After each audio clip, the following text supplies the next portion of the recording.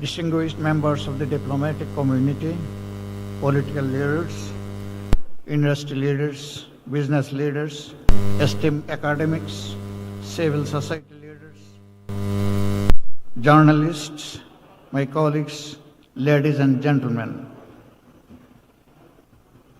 Thank you all for joining us today at this important moment in Bangladesh's national journey. As you all know, Bangladesh approaches another national election on February 12th. We are here today to have the privilege to present the policy and vision of a new, prosperous Bangladesh we aspire to. Let me start by thanking you all for gracing us with your presence here today. It gives me great pleasure to have the honor of addressing all of you. It's a real privilege for me. We are here today to talk about the future of these blessed lands, our beloved Bangladesh. It is a country that has tested again and again throughout our journey in last history. And we have never been found to be wanting. We are the country of hope above despair, democracy over tyranny, and partnership over isolation. As the whole world is aware, in the year 2024, during what has been termed the monsoon revolution, the citizens of Bangladesh, led by our young people, declared the end of the autocratic rule of former regime, and once again we freed ourselves. We had faced 15 years of authoritarian rule of the previous regime, under which we saw the most horrific torture of opponents, repression of political freedoms, mismanagement of the economy on a mass criminal scale, and the systemic dismantling of the democratic institutions. My party, Jamaat Islami, alongside so many others, paid a heavy price for opposing autocracy and tyranny, with our leaders murdered and our voices suppressed for speaking out in favor of democracy and freedom of speech. In August 2024, the people of Bangladesh said, enough is enough. With our brave students and young people leading the fight for freedom once again. Too many of our young people suffered at the hands of a regime that was determined to extinguish our democratic hopes, with approximately 2,000 people been killed and over 24,000 been critically injured and become crippled. But, as is always the eventual outcome, the light of freedom and democracy overcame the darkness of oppression. The people of Bangladesh once again prevailed. We are so very proud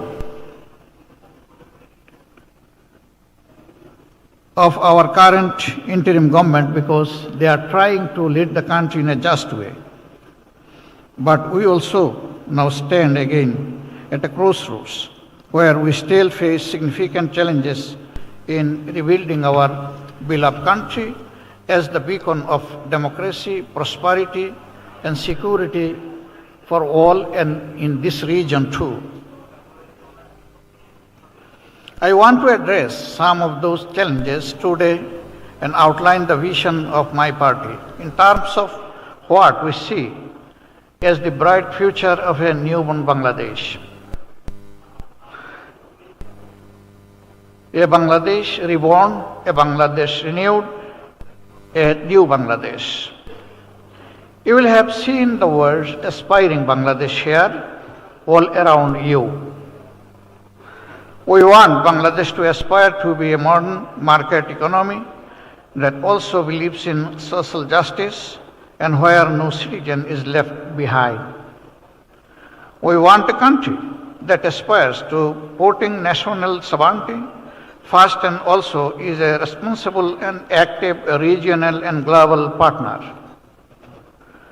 We want a nation that aspires to putting technology and innovation at the heart of unstoppable economic prosperity and also believes in an interconnected world where values and principles still matter. We want to rebuild a new Bangladesh that stands on the pillars of pluralist democratic values on which our country was founded. My party believes that only through democracy and free, fair and transparent elections can we move forward as a prosperous country. But what we need now more than ever before is a vision for the country which is backed by tangible, concrete actions which transforms our Bangladesh and delivers for our people, for our citizens. Over the course of today, you will be hearing from some of the best and brightest minds in our country about the policy and delivery action framework of our party.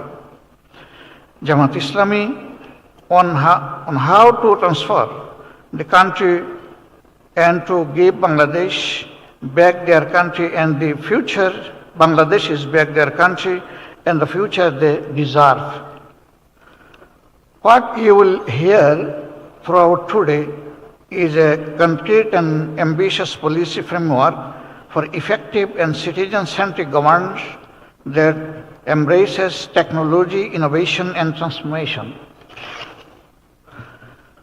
We are keen to see essential reforms and transformation take place as soon as possible to undo almost 2 decades of damage to our democratic and economic institutions.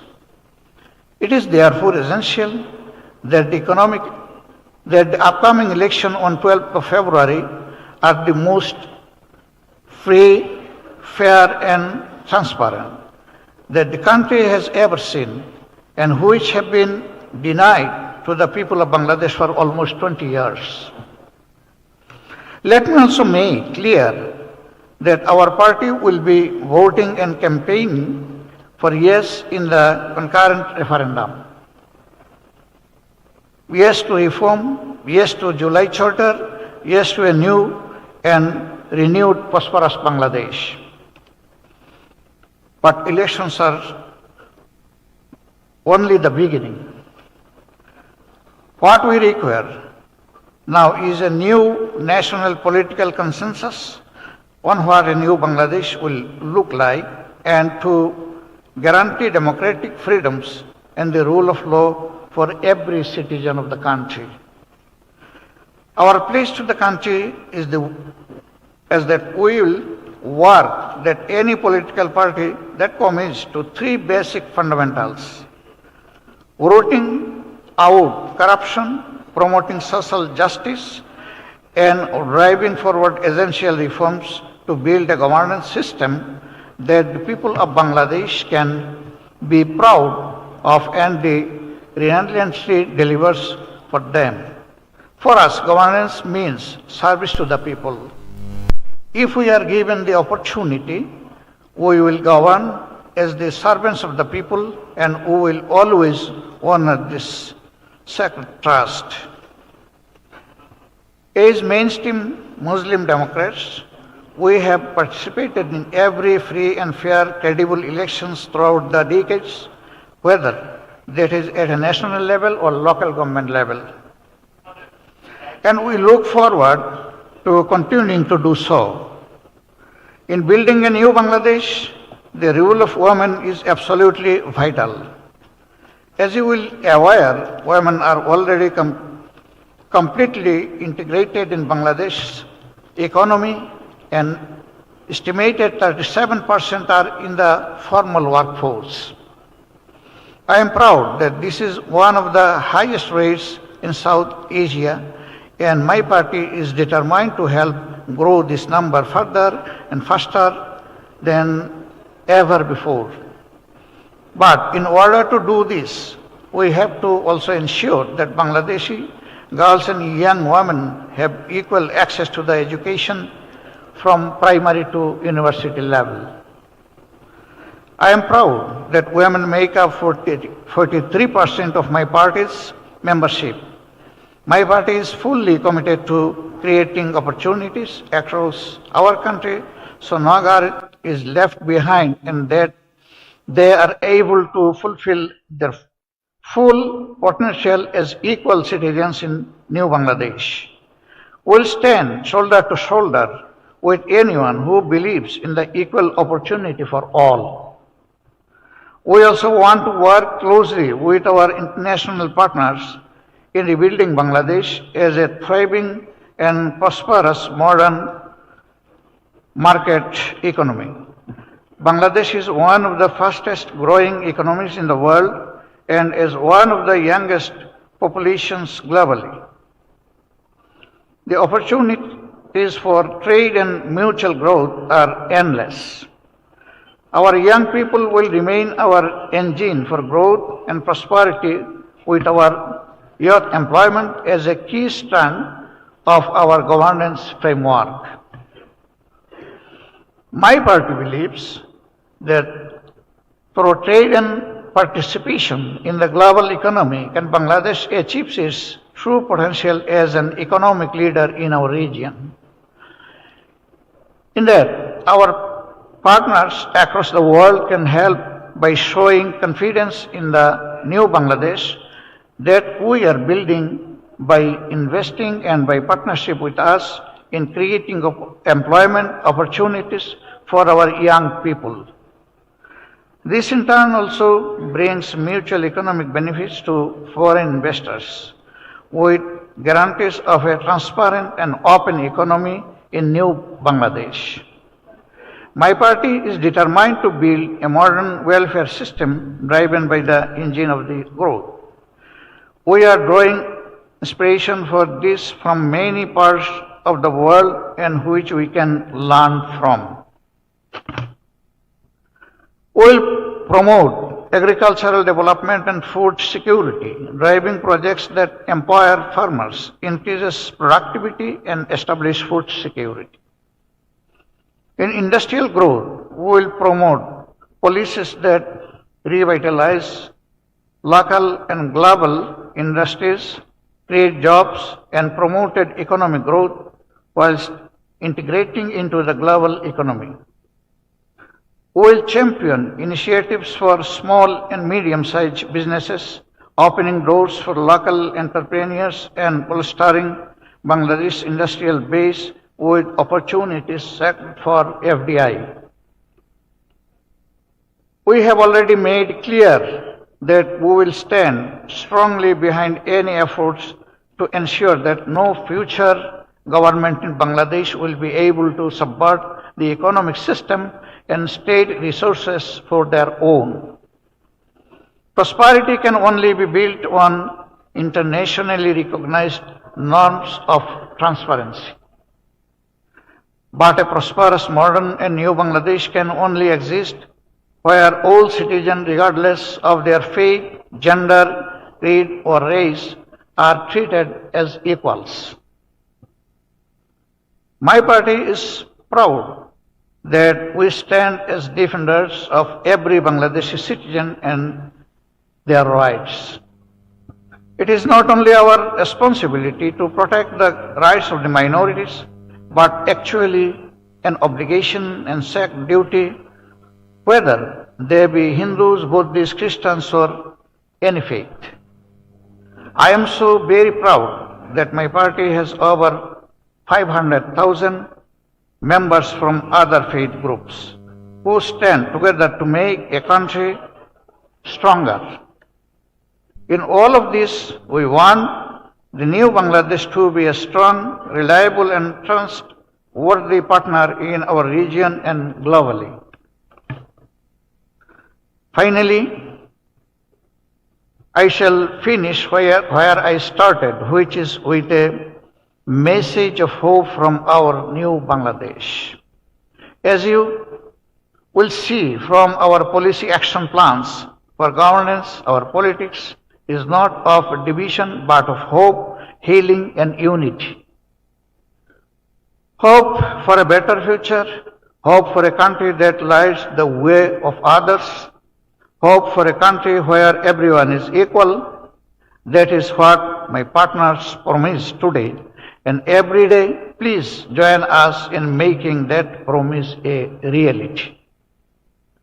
I am especially giving thanks to those intellectuals and resource persons who are going to be made this summit fruitful.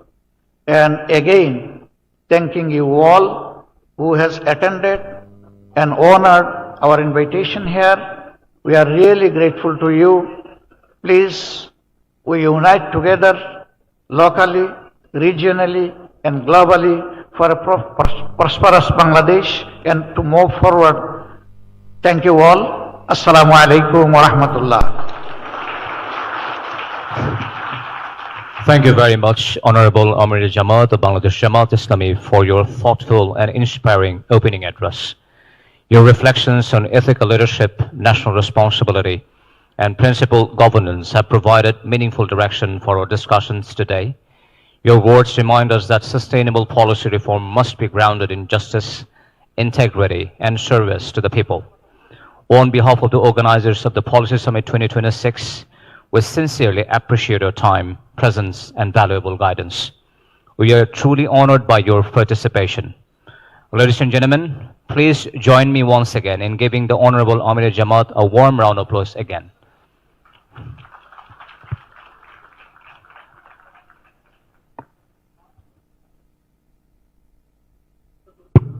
Now we are going to go into the policy presentation segment. Our first session is on strategy for Bangladesh governance framework, a topic which is central to democracy, accountability, transparency, and citizens' participation. This session will explore our proposed institutional reforms, decentralization, and strengthening local governance structures. The panelists for this session are Dr. Syed Abdullah Muhammad Taher, panel member, Naib-e Amir of Bangladesh Jamaat-e Islami, former MP, Kumilla 11. Next we have Dewan A.H. Alamgir, who's the keynote speaker, development program and policy expert with 35 years of experience. We then have Shariful Alam Zinnah joining as a panel member, former Secretary, Government of Bangladesh, Professor, Department of Political Science, Dhaka International University. Then we have Shah Alam Bakshi, panel member, former Secretary, Ministry of Administration, MP candidate, Ghazipur 1. Lastly, as the fifth, we are going to have Engineer Niyama Islam, panel member, electrical consultant, private firm, Joint Secretary, Shommilito Nari Prayash. I kindly invite the honorable presenter and respected panel members to take their seats on the stage. A big round of applause to welcome them on stage, please. I would like to remind the audience to kindly take notes as the main presentation goes on. You can either hand over the questions to the volunteers to be read out by the volunteers or moderator, and if you so wish, you can ask them directly to the presenter and panel members during the panel discussion. Are we all seated? Let us now begin the session with the keynote speech by Dewan A.H. Alamgir. Thank you. I would like to request Mr. Dewan A.H. Alumgir.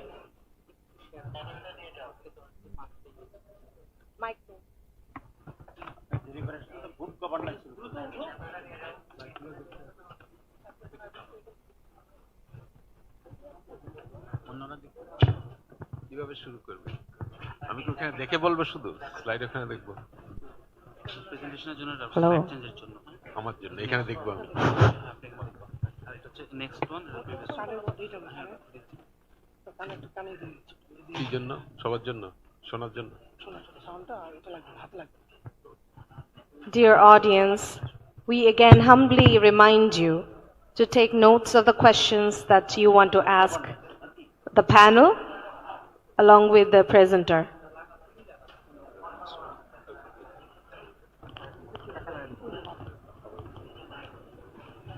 Now we would like to commence the policy presentation session, welcoming Mr. Dewan A.H. Alumgir to commence his শুরু করেন। main presentation, please. Thank you. ওখানে slide আসবে না?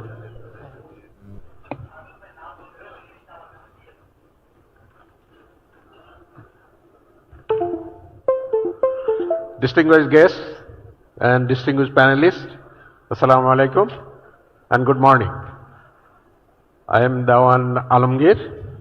I will be presenting on the governance framework for Bangladesh. Before I go there, let me introduce myself slightly differently.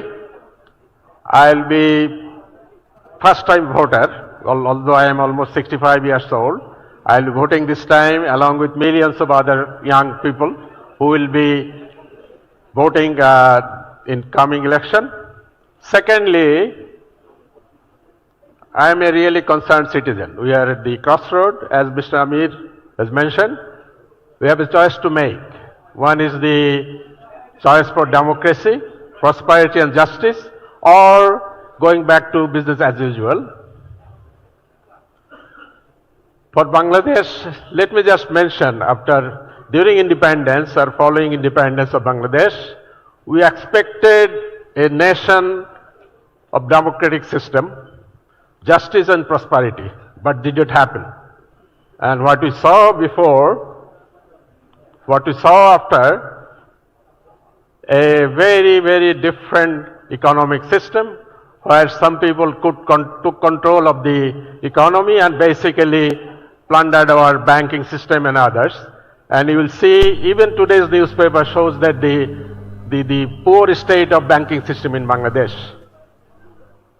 On the political system, we suffered from one-party rule. We have seen military rules. We have seen sham elections. And over the last 15 years, we have seen how political system has been captured without any election.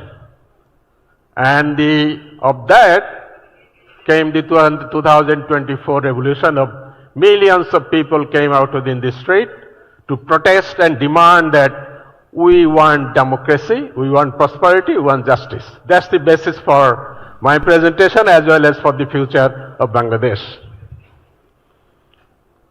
So, after all the analysis, and if you can, we really consulted people, and it is very common that made the conclusion that the basic problem is the absence of good governance.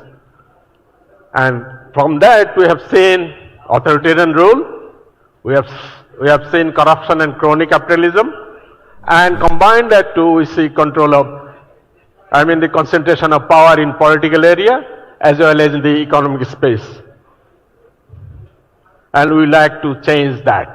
Through this presentation as well as the next election, we would like to see change in that. However, although this is very pessimistic, Bangladesh and we Bangladeshis are hopeful people. Our farmers feeding a population of 180 million people. We see our garments workers, millions of women, our micro-entrepreneur, SMEs and businesses actually keeping us afloat. Our remittance, poor people, skilled, many of them are unskilled, working outside Bangladesh, send us remittance.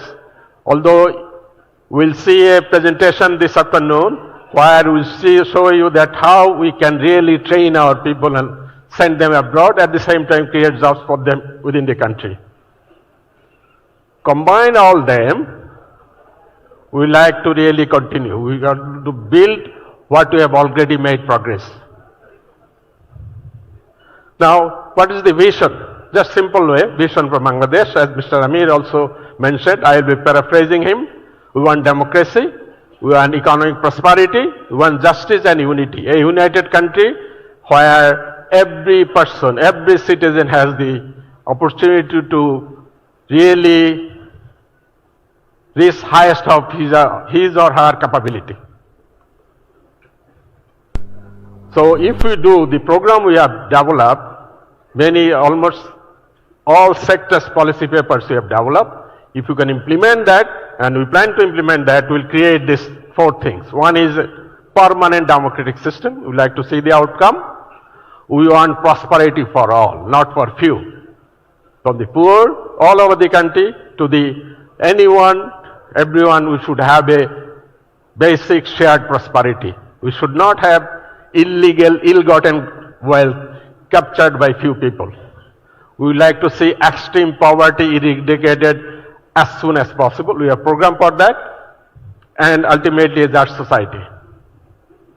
So, what will be the governing principle for this party? One is, of course, economic justice, a pro-Bangladesh policy. We like to see our interests protected, whatever the sector is. An effective government, not a large wasteful government, but an effective one.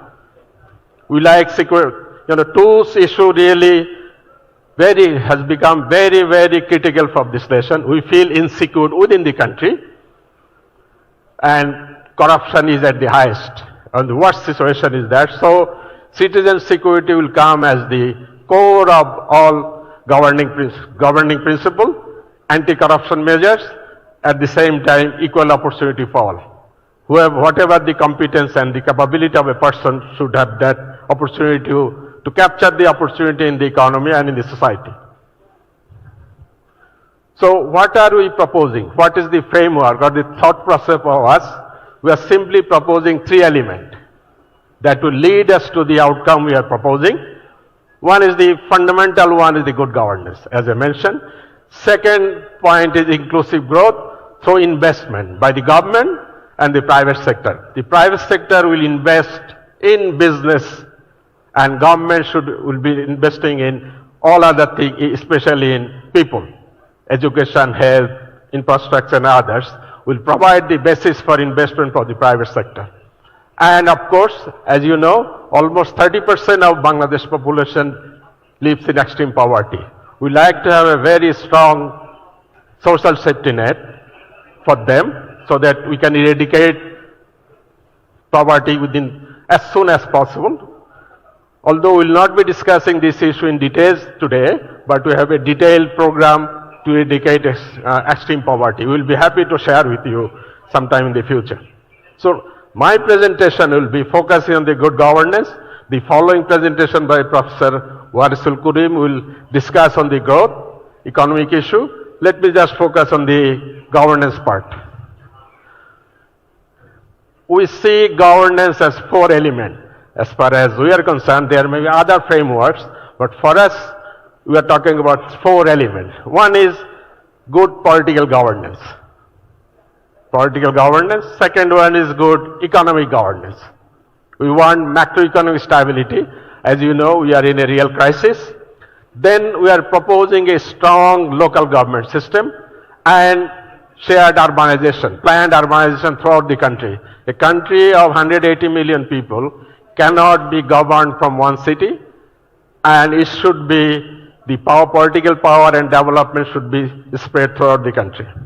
So let me just briefly mention few elements of political governance. First of all, a democratic governance. For the first, this should be the last time that people has to come out in the street to demand democracy. So what we are saying, a democratic system must be a permanent one, where free and fair election should be the only way of transfer of power. That's one. And we like to see it done permanently. And we like to see consensus on this issue.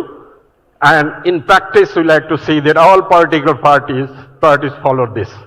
Second one is the reduction of concentration of power. As you know, as Mr. Amir said, this party will be voting yes for July Declaration and the Shanad.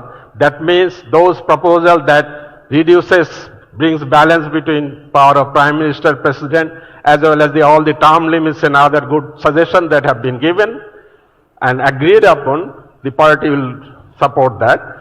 So that we like to bring a real balance of power. It should not be the dictatorship of the Prime Minister in the country anymore. Third culture actually is the political culture. We are saying our dispute, dialogue, competition, every issue should be solved through dialogue in the parliament, outside parliament. So that should be the one. Fourth, as I said, I will also discussing strong decentralization. A country of 180 million people cannot be ruled from just one city. Dhaka as a city, I think Dhaka, Chittagong, almost unlivable. Then the issue of economic governance. I like to emphasize on the first issue. We like to see a rule-based system. If you want to start a business, you don't have to have connection with a minister or MP or anybody. You know the rules, you know the system, you start your business and go ahead with it. So that kind of a rule-based system, we like to really make it the way of life, economic life in Bangladesh. There will be strong corruption.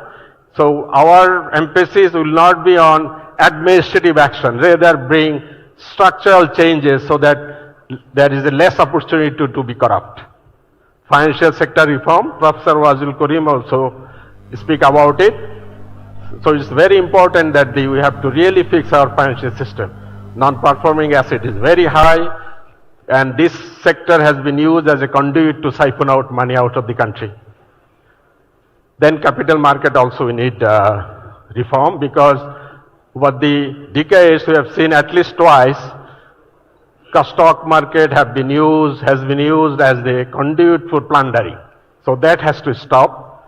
On the state-owned enterprises, we like to have reform, but the next immediate step would be to make them profitable. Almost all state-owned enterprises are losing concern, very bigly losing concern, and we like to see more and more digital transaction, digital changes, and eventually we like to see in few years that Bangladesh become a noteless country, no paper note. It should be more and more digital transaction of financial sector. That I think will act as a deterrent for corruption. On the stability, although Professor Wasil Karim also will discuss about it, but these are the key things we need immediate action. Of course, we have to control inflation. Inflation is too high for the poor people in general. We like to really go for military policy, appropriate one, at the same time more and more investment. And also one of the reasons of high cost of commodities is extortion from the villages to the towns. That has to stop, so that it will have an effect on inflation as well. Improve, of course, we have to collect more taxes, but instead of really raising rate, Professor Wasil Karim will propose a different way of thinking revenue collection. We have to increase remittance also. As you know, most of Bangladeshis who work outside Bangladesh, especially Middle East and other areas, these are mostly unskilled people. We like to really develop an skilled workforce for Bangladesh inside as well as for international job market. And we have a detailed plan for that, and there will be a presentation on how we develop skilled workforce for this country to improve create jobs, at the same time improve productivity of our enterprises, at the same time export, let the world have our skilled people. And as you know, diversifying export is very important. We have to really earn export dollars, reduce our wasteful public finances, and bring more and more transparency to especially big public investment. There should be really scrutiny of making big projects. It should not be depend on the whims of one person or just for visibility. We really need to have a transparent process of selecting public investment. And the final one, the fourth pillar, as I said, we need to have decentralized urbanization. Dhaka, Chittagong has grown so-called organically, almost unlivable. So what we are saying is a country of 64 districts. So we should have planned 64 cities, and each upazila should have one or more than planned urban centers. That means Bangladesh should not be a country of 2 cities.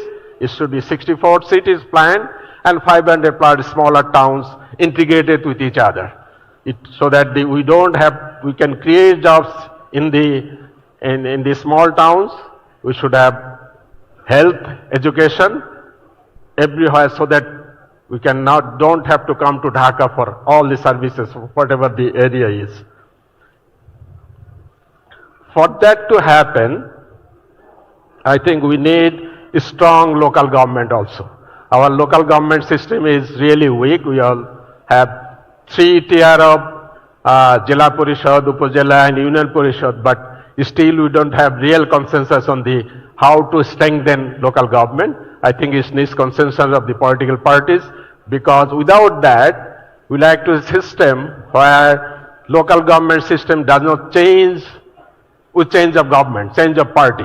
It should have a permanent setup, permanent system, so that concentration of power and development should go throughout the country. So when we have a small district or a small town, we like to see hub of 4 things. One is, of course, housing, living, there will be people. We like to see jobs and economic growth in each area with industrial zones in each district, each upazila. We should have education and skill. Without education, service people will not want to live in small towns, and health services. Because for health service, even a poor person has to come from all the way from remote area to Dhaka to get a basic surgery. Or as you know, millions of people go outside Bangladesh to get health service. This has to stop. This is a big commitment from our part, that we should have towns and cities and towns throughout the country where we have basic 4 services: employment, job opportunities, education and health services, so that we don't need to have rural to urban migration in Bangladesh. So let me just finish this saying, we equate good governance with national transformation. That's our fundamental promise, and that's our fundamental way of thinking development of Bangladesh for the future. Thank you very much for your attention. Okay, thank you. We are available for any question and answer. Our panelists are available. I will be available also for any question or any clarification you may need. Thank you. Thank you. Thank you for that insightful presentation. As our audience works on their questions for the panel members, we would like to welcome the panel members to provide their brief perspectives, remarks, or comments. Meanwhile, if any audience has any question, please raise your hands and you will be approached by the volunteers. You can hand over your written questions or read them out loud on your own in the mic for the panel. Can we now move on to the panel discussion for the comments as we collect questions from the audience? Thank you. আপনি comment করতে বলছে, কিছু বলবেন local গভর্নমেন্টের উপরে? 1 or 2 minutes, that's introductory. আপনি নিজেকে introduce করে নেন তাহলে হবে। Assalamu alaikum wa rahmatullah. Distinguished guests, before I touch upon the local government briefly, let me introduce myself first. I'm Dr. Shariful Alam. I did my master's from Chittagong University and Wageningen Agriculture University, Netherlands. And then I did my PhD from Asian Institute of Technology. And now I am teaching at Dhaka International University, as you have heard. So it's my privilege and honor to present before you, and I share some of the issues that slightly touched upon by Dr. Dewan Ali Haider Alamgir. Actually, the local government is the oldest institutions in this subcontinent, starting its journey from 1870s. Now the most significant unit is at the local level, Union Parishad. You know, there are several theoretical and practical underpinnings behind these local government institutions. As you know, that the local government is the breeding ground for political training the people and preparing the people for the national politics or the national parliament. And the second thing is that it is the mainstay of service delivery for the local people. And these are being done now, though there are some interruptions. And the third thing, that is the theory says that the subsidiarity theory, you know that subsidiarity theory is the concept that matters should be dealt in by the lowest tier of the administrative system, or those who are at the grassroots. They must be handled, or their service should be provided by the local setup, not by the central. Central can handle only those things that are not possible by the local level to solve. So the way Dr. Alamgir has, Dewan Ali Haider Alamgir has presented that the Jamaat Islami, Bangladesh Jamaat Islami will establish such local government system that should be fully financially empowered, and the administrative authority should be devolved in such a way so that the central control is as minimum. Only when central government will intervene when the local government cannot solve this problem. And it will be not only the responsibility, now the local government system is functioning in such a way, so many responsibilities are there, but they are held also accountable, but the financial authorities are not fully transferred to them. So financial autonomy is not there, and there are lack of financial opportunities as well. So few areas of financing are there, but not they are fully financially solvent or capable of serving the people as the people are expecting from it. So the local government will be the main hub of the development as Bangladesh Jamaat Islami envisions. So I think in the future, if Bangladesh Jamaat Islami is given the responsibility of taking care of the services and the affairs of the people, it will try its best to devolve the system to the lower level, Union Parishad, Upazila level, Upazila Parishad and Jala Parishad, as the political consensus permits. Say for example, first Bangladesh Jamaat Islami will try its best to come to a consensus what will be the setup and system and structure of local government. And then it will start some pilot reforms program and try to gradually develop the system, and then it will start developing the capacities of the local people so that they can become their own master. they can become the master of their own affairs. So in that way, Bangladesh Jamaat Islami will try to scale up the system nationally. So with this, I will welcome more questions. If you have, then we will respond. Assalamu alaikum wa rahmatullah.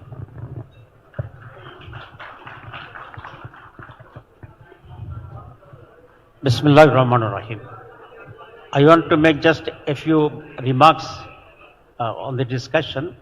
The basic subject is the good governance. We all know that for good governance we need good people.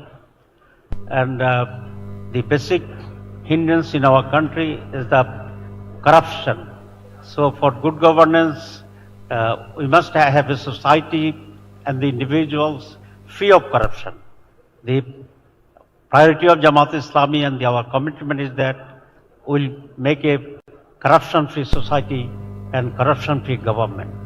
Number two, we need the efficient and skilled manpower for good governance, and we need the sincere people, patriotic people, honest people, and dedicated people.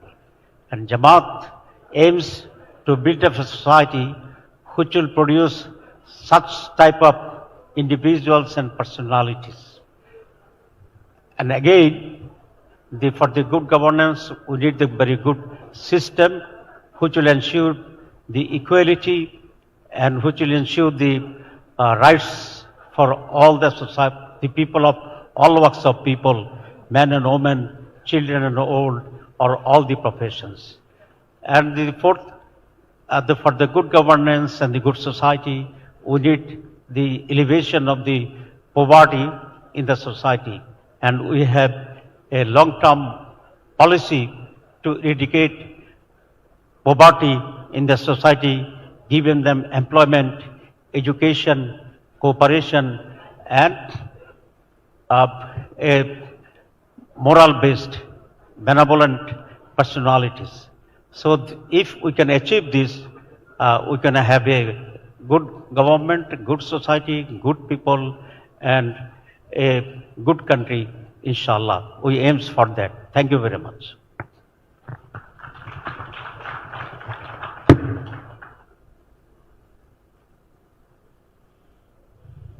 So, thank you so much for your remarks. Can we have the next panelist add their comments if they have any? If not, we can move on to the question and answer session. Hi, my name is Najibur Rahman. I am a lawyer by profession.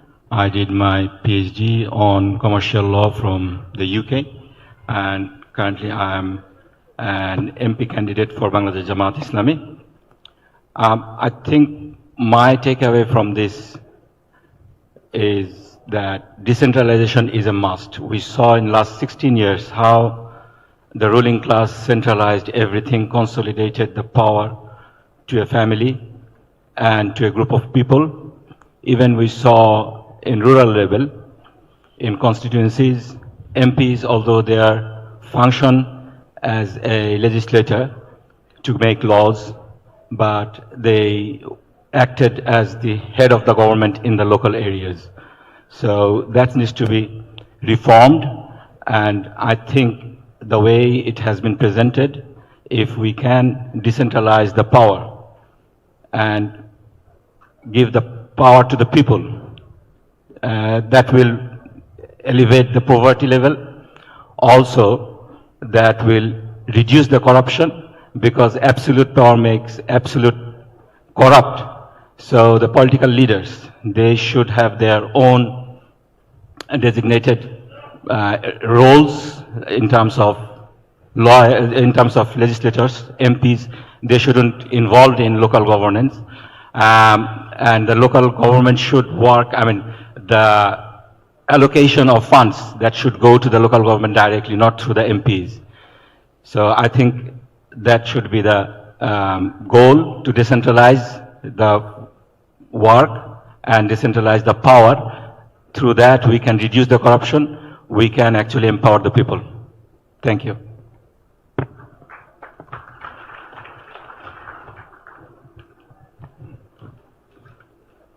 Assalamu alaikum wa rahmatullah. It's Shahalam Bukshi. Let me introduce myself first. I did my master's from Dhaka University in Applied Physics and Electronics. Then I joined administration cadre as magistrate. Then I was deputy commissioner in 2 districts. Then I retired as secretary. I was kept OSD for long 8 years, and I retired as OSD. I was economic minister in Saudi Arabia Embassy of Bangladesh. I have only one suggestion. It was a very good presentation and quite a lot suggestions given in my panel discussions.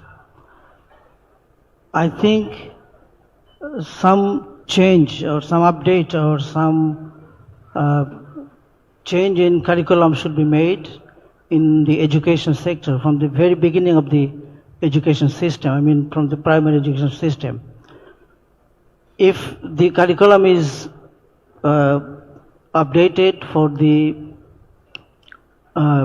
Islamic curricula, I think should be included in the education, and it should be made so that the children, students be grown with the Islamic education, Islamic etiquettes, etc.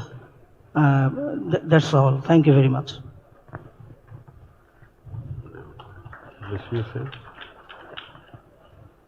Assalamu alaikum and good morning. I'm engineer Niyama Islam, an electrical consultant at private firm and joint secretary of Shammilito Nari Prayash. In my work, I focus on improving the quality of local development projects through accurate planning, technical transparency, and responsible service delivery. As an engineer, I believe good governance at the local level depends on reliable infrastructure, clear information, and honest decision making. Our role is to support these values by ensuring that every project is safe, efficient, and beneficial for the community. Thank you.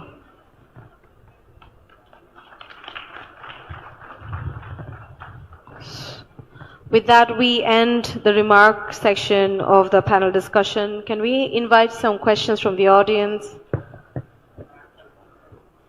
Yes, sir? Yes. Yep.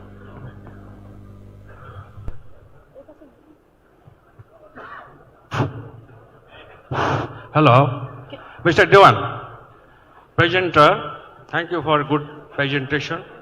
I have questions. Why our local government could not be effective so far?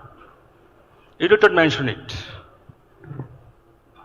We have many local governments in the last 54 years after independence, but why they couldn't be effective? Though they are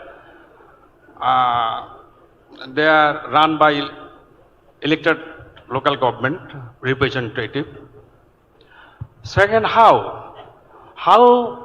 local representatives' accountability can be ensured? Okay. We know that we are suffering from poverty and unemployment, but local government cannot play a role in reducing poverty and generating employment. Moreover, they cannot generate resources, local resources. But there are scopes, opportunities to generate local resources. But local government became ineffective in this area. You know that our people's problem lies with their illiteracy. Thank you. And 60% of their income are spent on health. But local government cannot do anything. Why? Where there is deficiency? Your presentation did not point out this. Please. Yeah. Thank you. Thank you for the questions. Maybe there are some opinions as well. So thank you very much. Actually, your first question was related to the non-functionality of local government for the last 54 years, isn't it? So I think that you will share with me that local government has not been given due authority to function properly, be it at the local level or at the central level. At the local level, they are facing the problem of resources and the trained manpower. And at the central level, there is an attitude that if the adequate resources are pumped to the local economy or the local government level, then corruption will be rampant. This false argument, on the basis of this false argument, the central level people are not inclined to give them the full authority. But it is true that corruption can be handled easily if the system is in place. So I think that it is the political mindset and the decision of the political masters that what will be the structure and the functions and the authority and the independence of the local authorities or the local government institutions. If it is politically decided and consensus is arrived, then I think the local government will be in a position to function properly and they will become capable of handling the affairs of the local people very effectively. Thank you very much.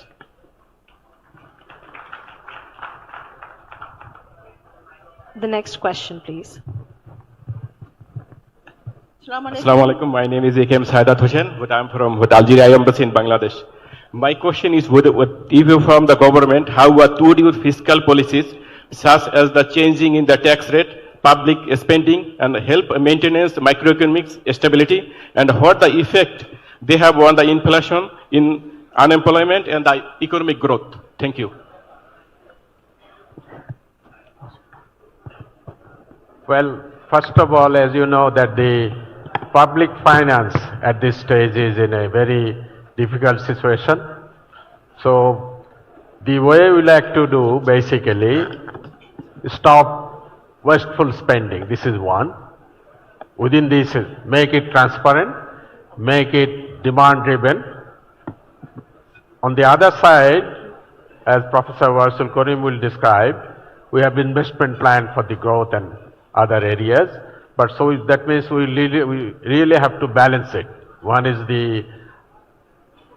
what I would say, the wasteful spending part has to be curtailed, especially the big hemorrhages we have in the economy should be stopped. On the other hand, we really have to come up with the investment, especially in the business for private sector investment and for the government to invest in education, basic infrastructure, health and other services. So that's the balance we'd like to make. Thank you. Thank you. May we now have the next question? We request the audience to make the question brief so that we can have the maximum time allocated to the presenter to present their view.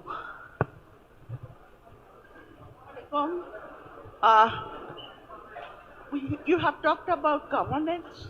Yes. And one of the key elements of governance, good governance, is participation. Participation. Participation. By the citizens. So, how would you ensure the participation of women? Yes. At the highest decision-making level? Okay. And this is my question. And another question is, are you committed to CEDAW and SGD? Are you committed? To CEDAW and SGD? If you could spell out the full form for the audience. These are my questions. Okay. First one, I would like to mention that there will be full session on women development where we'll deal with the participation. So I will refer to that session. But the issue is, let me just summarize. More than 50% of Bangladesh population are women. We made improvement, of course, a lot. Lots to be done, especially in education. Now more girls are graduating from primary school, high school, SSC. and in undergraduate level, the proportion is becoming almost equal. So we made really big stride on that, but still there has to be a lot of things to be done. Second issue is the access to health services. That is a huge issue. We need to really improve access to health for all women, poor and area. Then the political participation is something we really have to improve further, really improve further, especially political participation in the local level as well as the national level. We need to really improve on that. I fully agree. And then of course, women, for them to participate, we really have to, I think it's a combination of many things: education, at the same time opportunity and choice, and then finally give them the opportunity to participate in economic as well as the political space. So this is more